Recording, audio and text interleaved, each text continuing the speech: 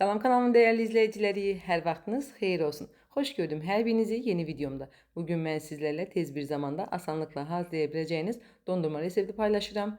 Gəlin başlayaq. Əvvəlcə mikserin qabının içərisinə 33%li qaymaq əlavə edirəm. Yaxşıca çırpıram. Biraz çırpdıktan sonra içərisinə qatlaşdırılmış süd əlavə edirəm. Bu mərhələdə içərisinə adi İran qaymağı da əlavə etsəniz çox dadlı, ləzzətli bir dondurmanız alınacaq. Mən əlavə etmədim, ancaq etsəniz daha yaxşı olar. Və xırdalayıcının içərisinə çiyələkləri əlavə edirəm. Burada banandan da istifadə edə bilərsiniz və yaxud da hər hansı sevdiyiniz bir meyvədən istifadə edə bilərsiniz.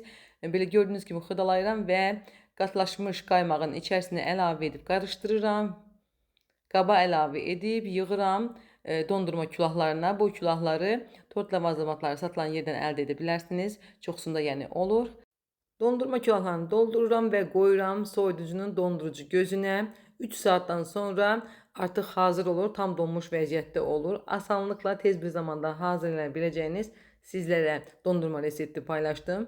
Əgər istəsəniz kremin içərisinə şokolad əlidib şokolad da tökə bilərsiniz və yaxud da yenə bayaq qeyd etdiyim istədiyiniz hər hansı bir meyvəni əlavə edə bilərsiniz. Möhtəşəm, çox dadlı, tez bir zamanda hazırlaya biləcəyiniz resepti mütləq hazırlayın, mənə təşəkkür edəcəksiniz. Hələlik deyirəm, inşallah gələn videolarda görüşərik.